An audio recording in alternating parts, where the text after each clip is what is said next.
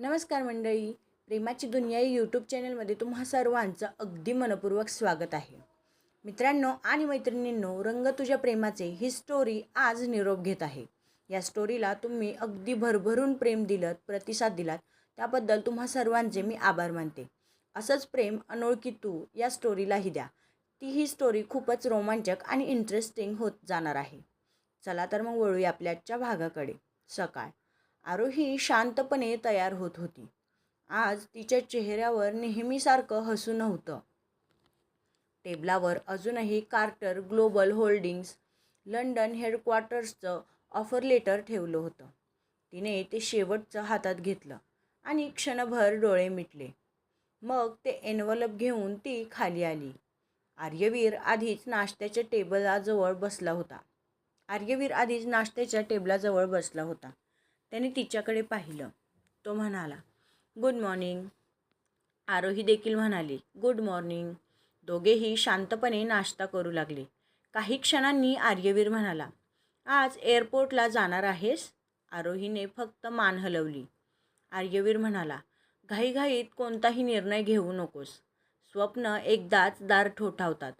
आरोहीने त्याच्याकडे पाहिलं. ती म्हणाली, आणि प्रेम?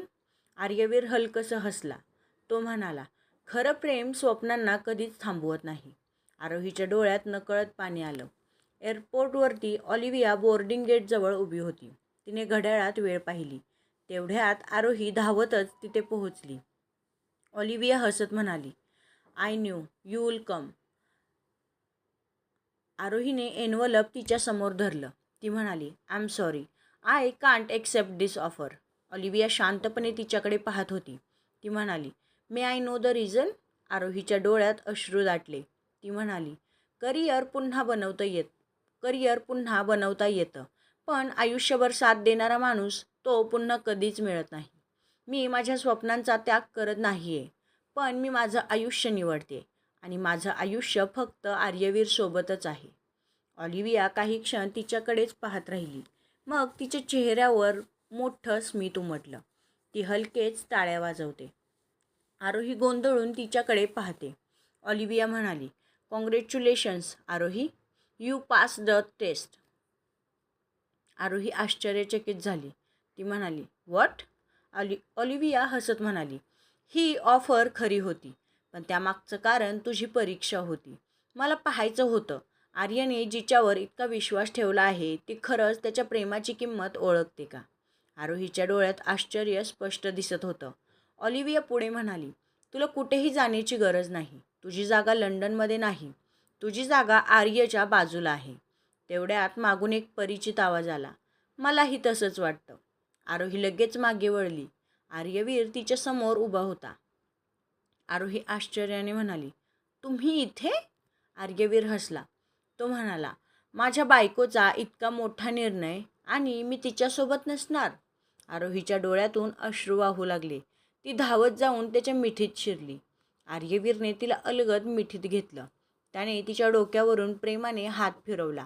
तो म्हणाला, मला तुझा अभिमान आहे. ऑलिव्हिया ते दृश्य पाहून हसत होती. ती त्या दोघांजवळ आली. ऑलिव्हिया म्हणाली, Arya, you are the luckiest man. मग ती आरोहीकडे पाहत म्हणाली, and you never stop dreaming. फक्त आता ती स्वप्न तुम्ही दोघं मिळून पूर्ण करा. आरोहीने हसत मान हलवली. ऑलिव्हियाने त्या दोघांशी हस्तांदोलन केलं. मग अचानक तिने आरोहीला प्रेमाने मिठी मारली. ऑलिव्हिया म्हणाली, टेक केअर ऑफ हिम. आरोही हसत म्हणाली, ऑलवेज. बोर्डिंगची घोषणा झाली. ऑलिव्हिया मागे वळली. 2 पावले चालून ती पुन्हा थांबली. ती हसत म्हणाली, by the way, happy birthday in advance Arya. Aryaveer हसला. थँक यू ऑलिव्हिया, तो म्हणाला. ऑलिव्हिया विमानात जाण्यासाठी पुढे निघून गेली. आर्यवीर आणि आरोही तिच्याकडेच पाहत उभे राहिले. काही क्षणांनी आर्यवीरने अलगद आरोहीचा हात हातात घेतला. आर्यवीर म्हणाला, चला मिसेस राज्याध्यक्ष, घरी जाऊया? आरोही हसली. हो, घरी, ती म्हणाली. दोघेही हातात हात घेऊन एअरपोर्टमधून बाहेर पडले. तेवढ्यात आरोहीचा फोन वाजला. स्क्रीनवर नाव झळकलं, विवान कॉलिंग. फोन उचलताच विवान म्हणाला, सरप्राईज बर्थडे प्लॅनिंग सुरू झाली आहे. तुम्ही दोघांनी वेळेवर ऑफिसमध्ये यायचं आहे. आणि हो, कोणतेही एक्सक्यूज चालणार नाही. पुढच्या दिवशी राजाध्यक्ष ग्रुपच्या ग्रँड बॅलरूममध्ये प्रकाशझोत, फुलांची सजावट आणि सुंदर संगीतामुळे संपूर्ण वातावरण अगदी भारावून गेलं होतं. आज कंपनीचा फाउंडेशन डे आणि आर्यवीर राजाध्यक्षचा वाढदिवस होता. Business partner, senior staff, clients आणि कंपनीचे कर्मचारी एकामागून एक हॉलमध्ये येत होते. विवान, अद्वैत आणि सारा सगळ्या तयारीची शेवटची पाहणी करत होते. विवान म्हणाला, अद्वैत, केक व्यवस्थित ठेव. अद्वैत म्हणाला, हो ठेवतोय. विवान म्हणाला, आणि सारा, फुलं थोडी उजवीकडे. सारा हसत म्हणाली, मिस्टर इव्हेंट मॅनेजर, अजून काही आदेश आहे का? विवान छाती फुगवत म्हणाला, आज मी तुम्हा दोघांचा बॉस आहे. अद्वैत हसत म्हणाला, हो, फक्त 10 मिनिटांसाठी. तिघेही हसू लागले. तेवढ्यात हॉलचा मुख्य दरवाजा उघडला गेला. आर्यवीर आतमध्ये आला. ब्लॅक टक्सेडोमध्ये तो नेहमीप्रमाणेच रुबाबदार दिसत होता. त्याच्या काही पावलांमागेच गडद मरून रंगाच्या साडीत आरोही देखील आतमध्ये आली. तिच्याकडे पाहताच काही क्षण संपूर्ण हॉल स्तब्ध झाला. एका ज्युनियर एम्प्लॉईने हळूच म्हटलं, मॅम, आज खूप सुंदर दिसत आहेत. लगेच दुसरा म्हणाला, बॉस आणि मॅम एकाच फ्रेममध्ये किती छान दिसतात. विवानने अद्वैतकडे पाहून हसू दाबलं. आर्यवीर आणि आरोही एकमेकांकडे पाहून हलकसं स्मित करतात, पण पुढच्याच क्षणी दोघेही प्रोफेशनल होतात. आरोही म्हणाली, गुड मॉर्निंग सर. आर्यवीरही म्हणाला, गुड मॉर्निंग मिस आरोही.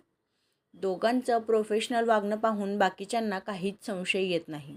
काही वेळाने कार्यक्रमाची सुरुवात झाली. कंपनीचा छोटंसं प्रेझेंटेशन दाखवण्यात आलं. त्यानंतर विवान स्टेजवर आला. तो म्हणाला, आजचा दिवस आमच्यासाठी खूपच खास आहे. आज आपल्या कंपनीचा फाउंडेशन डे आणि आपल्या बॉसचा बर्थडे आहे. संपूर्ण हॉल टाळ्यांनी दुमदुमून गेला.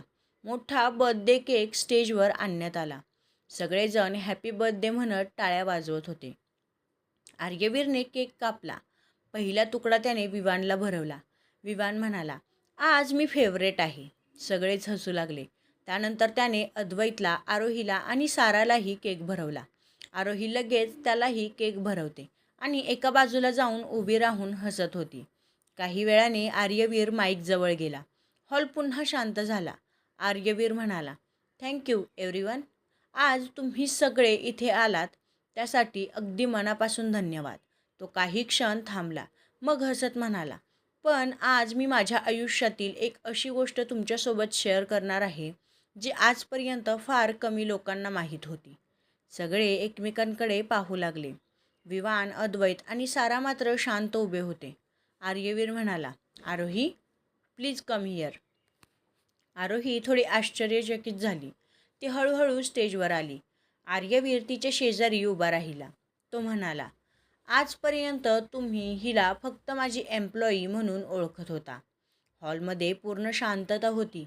आर्यवीरने अलगद आरोहीचा हात आपल्या हातात घेतला. आरोहीने त्याच्याकडे आश्चर्याने पाहिलं. आर्यवीर हसला. मग माईककडे पाहत तो म्हणाला, मीट माय वाईफ. क्षणभर संपूर्ण हॉल स्तब्ध झाला. आर्यवीर पुढे म्हणाला, मिसेस आरोही आर्यवीर राजाध्यक्ष. 1 क्षण, 2 क्षण, कोणीही काहीच बोललं नाही. मग अचानक संपूर्ण हॉल टाळ्यांच्या आवाजाने दुमदुमून गेला. काही कर्मचारी आश्चर्याने एकमेकांकडे पाहत होते. एक सिनियर मॅनेजर म्हणाला, अरे, म्हणूनच बॉस तिच्यावर इतका विश्वास ठेवायचे. लगेच दुसरा म्हणाला, पण त्यांनी कधीच तिच्यासाठी नियम बदलले नाहीत. त्यानंतर तिसरा म्हणाला, म्हणूनच मॅम प्रत्येक पद स्वतःच्या मेहनतीने मिळवत गेल्या. आरोहीच्या डोळ्यात आनंदाश्रू आले. आर्यवीरने तिचा हात अजून घट्ट पकडला. तो म्हणाला, आज मी अजून एक गोष्ट स्पष्ट सांगू इच्छितो. आरोही आज ज्या पदावर आहे ते माझी पत्नी असल्यामुळे नाही, तर तिच्या मेहनतीमुळे. मी तिचा नवरा असण्यापूर्वी मी तिच्या कामाचा सर्वात मोठा चाहता आहे. संपूर्ण हॉल पुन्हा एकदा टाळ्यांनी दुमदुमून गेला. आरोहीचे अश्रू आता थांबत नव्हते. ती माईकजवळ आली. आरोही म्हणाली, आजपर्यंत मी माझी ओळख लपवली, कारण मला माझं स्थान माझ्या कामामुळे मिळावं असं वाटत होतं. पण आज आज माझ्या आयुष्यातील सर्वात मोठा अभिमान म्हणजे मी मिसेस आरोही आर्यवीर राजाध्यक्ष आहे.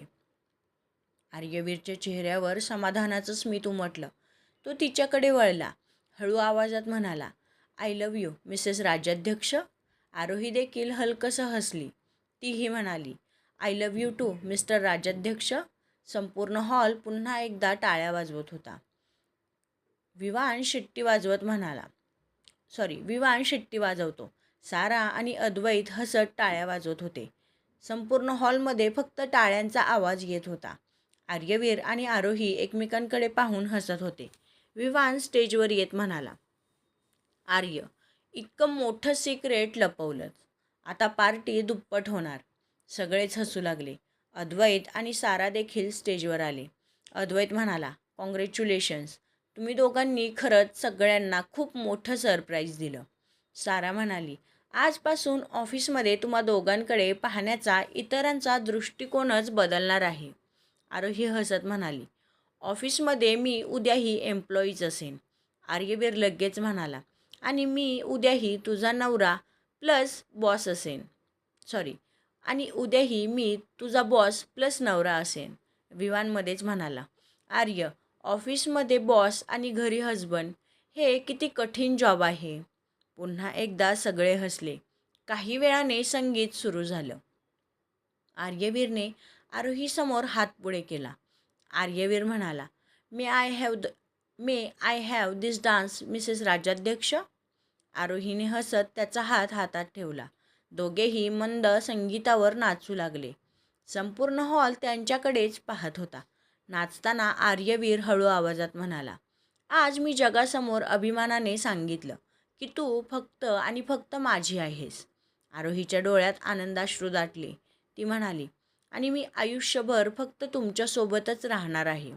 त्याने तिच्या कपाळावर अलगद चुंबन घेतलं. टाळ्यांचा कडकडाट पुन्हा सुरू झाला. तेवढ्यात आरोही अचानक थबकली. तिने कपाळावर हात लावला, कारण अचानक तिला अस्वस्थ वाटू लागतं. तिला नक्की काय होतंय हेच तिला समजत नव्हतं. आर्यवीरने तिच्याकडे पाहिलं. तो म्हणाला, आरोही, काय झालं? ती काही बोलणार इतक्यात तिच्या डोळ्यांसमोर अंधार दाटला. क्षणातच ती बेशुद्ध होऊन आर्यवीरच्या हातात कोसळली. आरोही! आर्यवीर मोठ्याने ओरडला. संपूर्ण हॉलमध्ये गोंधळ उडाला. अद्वैत, सारा आणि विवान लगेच धावत तिथे आले. काही मिनिटांमध्येच तिला हॉस्पिटलमध्ये नेण्यात आलं. हॉस्पिटलच्या बाहेर आर्यवीर बेचैनपणे इकडून तिकडे फिरत होता. पहिल्यांदाच त्याच्या चेहऱ्यावर भीती स्पष्ट दिसत होती.